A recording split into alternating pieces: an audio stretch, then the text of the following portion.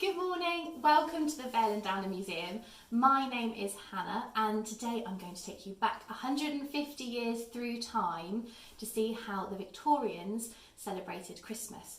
And to do this, I'm not going to be Hannah anymore, I'm going to transform into Harriet, the maid. And I, as Harriet, work at Lockinge House here in Wantage for Lord and Lady Wantage.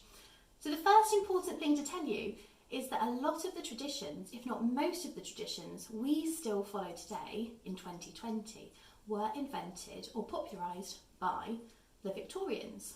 So my first job for you is, in a moment, to pause the video and to talk in pairs and then as a class and make a list of all the Christmas traditions that you follow every year, the things that you do that make Christmas really, really special and different to other times of the year. So if you pause the video now, when you resume, we'll be ready to move on to something else. So hopefully you now have a list of all the different Christmas traditions that you and your families follow and the things that make Christmas really special for you. So I'm going to now run through those traditions and how they worked 150 years ago in 1870 in the heart of the Victorian period. And the really interesting thing we're going to do is we're going to look at how these Christmas traditions were really different depending on whether you were rich, like Lord and Lady Wantage, who I work for, or if you were poorer, like me, working as a maid or a cook, working in a big house, being a labourer on a farm. Christmas was very different depending on how much money you had. So the first tradition we're going to look at is the decorated Christmas tree inside your home. Now I bet that that's one of the things that you've added onto your list on the board of Christmas traditions that you still follow. Now for a long, long time people have wanted to brighten up their homes in the middle of winter when the days are really short and everything's dark and a little bit gloomy, and people have done that by bringing foliage and greenery into their homes. But it wasn't until 1848 that Christmas trees became a really, really popular thing. So in 1848, Prince Albert, who was married to Queen Victoria, he brought the tradition of Christmas trees from his home in Germany, and a picture of Prince Albert and Queen Victoria and their 9 children celebrating Christmas around their beautifully decorated tree was published in a newspaper. People saw it and went mad for the idea of a Christmas tree, and people wanted them in their own homes. Now to start with, they were decorated quite simply. People would make their own decorations, and slightly dangerously, they were also decorated with candles. Now obviously we use Christmas lights, which is much, much safer. So that's what a wealthy household would do. And by the end of the Victorian era, they were even able to make and buy beautiful glass baubles, similar to what we have now, that would glitter in the candlelight. Now, if you're from a poorer family like me, then a Christmas tree might be slightly out of what you can afford. However, it didn't stop you from decorating your homes. So poorer families would still bring in greenery from evergreen trees into their homes, decorate their hearths, their fireplaces, their tables, to try and brighten up those dark and gloomy days. So I have a task for you. You will have a sheet that looks a little bit like this. And on that sheet is a picture of the newspaper article in which the picture of Prince Albert and Queen Victoria celebrating around their beautifully decorated tree was first published, which started Christmas tree mania. What I'd like you to do is have a really good look at this image and then decide what is similar about their tree to your tree that you have at home, and what is different to your tree that you have at home, and make a note of those similarities and differences in the table here. Okay, so you can pause the video, and when we come back we'll move on to the next tradition. So hopefully you've noticed lots of different similarities and differences between your trees at home and the trees that wealthy Victorian families at least would have had in their homes. For me, the biggest difference is the fact that there would have been real candles burning on the trees, which nowadays I definitely would not want to do in my house. So the next thing we're going to think about is toys and gifts. Now I would also bet that that made its way onto your list. And toys and gifts being exchanged at Christmas, it was a very new thing in the Victorian era. Before that, toys and gifts were popular, but at New Year, that's when the big festival was celebrated. It was with the Victorians that the festival was moved slightly earlier, and everything centred around Christmas time, the 25th of December. Now, if you were from a wealthy family, like Lord and Lady Wantage, then you would be able, as a child, to receive beautiful handmade toys and gifts, beautiful books. So Christmas would be a very, very exciting time. If you were from a poorer family, like where I grew up, then you would still receive some toys and gifts, but they wouldn't quite be the same. So it might be something that your parents would be able to make for you themselves rather than go out and buy. But the most exciting thing that I would wake up to on Christmas morning would be a stocking filled with fruit and nuts, and maybe, if I'm really lucky, some sweets. And I think that maybe the tradition of the Christmas stocking is something that you still have today as well. The next tradition we're going to think about is the Christmas feast. Now again, a little bit like decorating inside the home, people have had Christmas feasts in the middle of winter for a very, very long time, but they didn't really become the big centrepiece of Christmas celebrations that they are today until the Victorian era. And the way that you would have eaten on Christmas Day was very, very different depending on whether you were rich or poor. Perhaps the biggest difference would have been in the Christmas meal. So I have another activity for you to do. I have a sheet for you that looks a little bit like this. And on this sheet are lots of different Christmas dishes that would have been served in a Victorian Christmas meal. Your job is to have a look at these and work out whether you think they would have appeared on a rich family's Christmas table or a poorer family's Christmas table. I'm going to give you a hint. There are two dishes that would appear on both. So what I'd like you to do in just a moment is to pause the video, either working individually or in pairs, whatever your teacher would like you to do. Have a go at sorting these and coming up with a menu for a rich Christmas feast and a poor Christmas feast. And then when we come back together, we'll have a look at what you found out and what the actual truth was, and maybe some rather disgusting facts about some of those dishes. So hopefully by now you've had a chance to sort these dishes into what a rich family would have eaten and what a poor family would have eaten for their Christmas feast. So I'm going to go through the dishes one by one and tell you exactly where they should go so you can see if you've got it right. So the first dish, artichoke soup, that would have been the first course in a rich person's Christmas feast. Now artichokes, slightly strange looking root vegetables, and that would have been made into a velvety rich soup to start them off with their meal. Next is rabbit. Now rabbit would have been the centrepiece of a poor person's Christmas dinner. At the beginning of the Victorian era, poorer people couldn't even afford a small turkey or a goose. As the Victorian era drew on and farms got bigger, people could start to afford them, but some people had to save all year, and people even joined things called goose clubs, where they would put money in all throughout the year in order to pay for their goose. But before that, people would have had to have eaten rabbit on Christmas dinner, which still would have been a real treat for them, but it's not quite the same as the roast turkey we're used to today.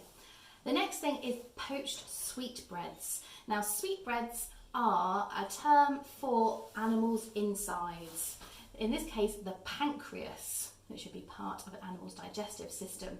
This would have been poached, maybe in some wine or something fancy like that, and would have been served to the rich people at Christmas. So that's another part of their Christmas dinner. Mince pies containing meat. This would have been a pudding for people, probably wealthier people, at their Christmas dinner. They would have had it at the end of their meal. And nowadays when we buy mince pies from Sainsbury's or Tesco's or Waitrose, they definitely don't have meat in them, so please don't worry. But in the Victorian era, they still did have meat, which is where the name mince pies comes from. Potatoes and vegetables would have appeared on both tables. Both sorts of families, a rich family and a poor family, would have had potatoes and vegetables, but a rich family would have had very exotic vegetables that might have had to be grown in a warmer greenhouse. Things like asparagus were particularly popular among them. Coffee, again, something that would have been imported. You couldn't actually grow coffee in the UK. Would have been something enjoyed by rich families. Ice cream, enjoyed by rich families. As you can see that the rich family's menu is getting far, far longer than what would have been eaten by a poorer family. Roast turkey with stuffing would have been the centrepiece of a rich Christmas dinner, along with some cranberry sauce, which might be quite similar to what you enjoy on Christmas Day. Oysters, slimy seafood, would have come at the beginning, again, of a rich person's Christmas dinner. So they would have been absolutely stuffed by the end. Upon dish would have come onto their table and they would have eaten it all.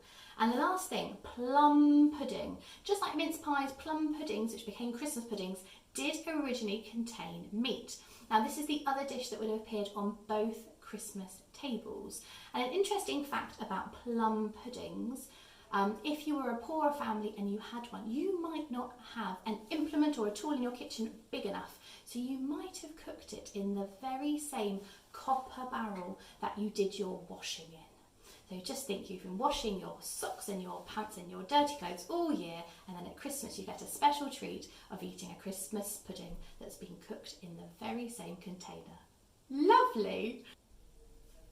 So now we're going to look at some more Christmas traditions, and we're going to go through these quite quickly. So one Christmas tradition, again, I think you may have on your board is, during the Christmas feast we just talked about, pulling a Christmas cracker. Now the first Christmas cracker was invented in 1847 after its inventor sat watching a fire crackle and pop on a cold evening, and he thought how fun it would be to invent something that could be pulled and then have an explosion. Now nowadays when crackers are pulled, we get paper hats, we get little toys, we get jokes, but Victorian crackers were a little bit different. To start with, they contained sweets, and then that evolved into little trinkets. And people thought that Queen Victoria might have received diamonds and jewels in her cracker. Actually, she received the same sort of little treats as the rest of us, things like little key rings that she could put on her keys, which maybe she never used. Christmas hats did become a thing as well, but jokes didn't happen until the start of the 20th century. Instead, Victorians would include little love notes or messages to people inside.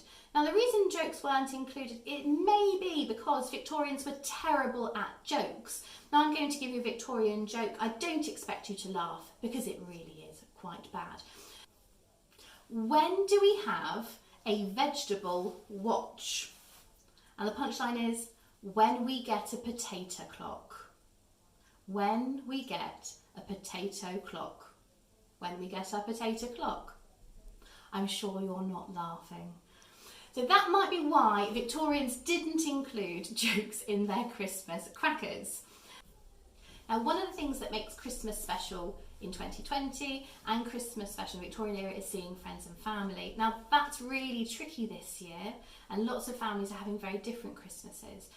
And the Victorian era was the first time that families could easily see each other at Christmas, thanks to the brand new railways that have been popping up all over the country since the middle of the 19th century. Now, railways had a huge impact on the size of Britain because you could travel around so much more quickly than you could before. So, for example, before the railways, if you wanted to travel from London to Manchester, it would take you 4 days. 4 days to get there to see your family for Christmas and 4 days to get back, which would hardly make it worth it. However, with the advent of the railways, those journey times were cut down from 4 days to 4 hours to get from London to Manchester. So the new railways meant that people could travel around to see their friends and family. And this wasn't just something that was for rich people. Poor people were able to travel around and see their friends and family too. Train companies even offered reduced fares over the Christmas period to help people go and see their families. And one of the last things we're going to think about is games. Now, you may well, after you've had your Christmas dinner and you've sat down for a while and maybe watched some TV or opened some presents, play a game. And Victorians loved playing games like this. They called them parlour games, parlour being the Victorian word for your lounge or your living room. And I'm going to introduce you to a Victorian parlour game now that you might like to play in your class. It's called the laughing game.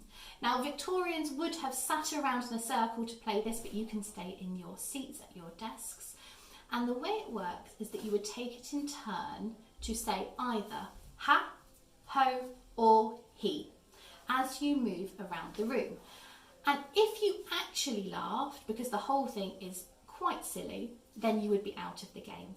And the winner is the last person who has managed to last without actually laughing while still saying ha, ho, or he. So if you'd like, pause the video now and you can have a go at the laughing game. So I hope you enjoyed your attempt at a Victorian parlour game. I hope it was lots of fun, and I wonder who managed to last without laughing the longest. So the last Christmas tradition that we're going to look at is the tradition of sending Christmas cards. Now, sending Christmas cards is really, really special to us, especially this year when we might not be able to see our friends and family. It's a way of keeping in touch. Now, Christmas cards were invented by the Victorians in 1843. And I've got an example for you of the sort of Christmas card that would have been sent. Now, as you can see with this example, Christmas cards were very detailed, very elaborate, with lots of sparkles and lace and curly writing. So they weren't simple affairs. This meant that Christmas cards weren't accessible for poorer people. The card and the cost of postage would have been too much for a poor family to be able to afford to send their Christmas card. But for rich people, they were really, really popular. Now, some Christmas cards look like the example I've just shown you, but some were a little bit stranger. A bit like their jokes, Victorians had some strange ideas about what made a good Christmas card. So here are some of my favourite examples. One is a small boy sat in a teacup. One is a dog having its portrait painted by a monkey. Another is a man dressed up as a carrot walking jollily along with a walking stick. And another is a very sad melting snowman. So not quite the designs that we expect to find on Christmas cards in 2020, but for Victorians, these were quite normal. So my last activity for you is for you to have a go at designing your own Victorian Christmas card. Now, your teacher will have some examples of how their Christmas cards look for you to follow. So that's something that you can do now. So we're almost at the end of our exploration through a Victorian Christmas. And to finish, I just have a few questions that you might like to have a think about, or your teacher might like to pause the video for you to have discussion about. You might want to do some pair talk, put some ideas on the board. It's entirely up to all of you. But my first question is, how do you think the Christmas experience of a rich family and a poor family in Victorian Britain were similar? What were the similarities between their experiences of Christmas? My second question for you is, how were their experiences different? How would a Christmas experienced by a rich family like Lord and Lady Wantage be different to the sort of Christmas that I experienced growing up as a poor child? And my third and final question for you is, how many traditions started by the Victorians are still in practice today? If, for example, we could pop a Victorian child into a time machine, shoot them forward in time into 2020, and they joined you at your Christmas table, how many things would they recognise? How familiar would that Christmas experience be? And interestingly, how many things would be different? So although lots of those traditions have carried from the Victorian era into today, how many new traditions do we have today that they wouldn't recognise? So those are my three questions for you to think about. It's been a real pleasure getting to share this with you this morning. I hope you've enjoyed yourselves. I hope you've learnt lots of new things. And most importantly, I hope that once we reopen next year to schools, you can come and join us here at the Vale and Downer Museum. Thank you very, very much.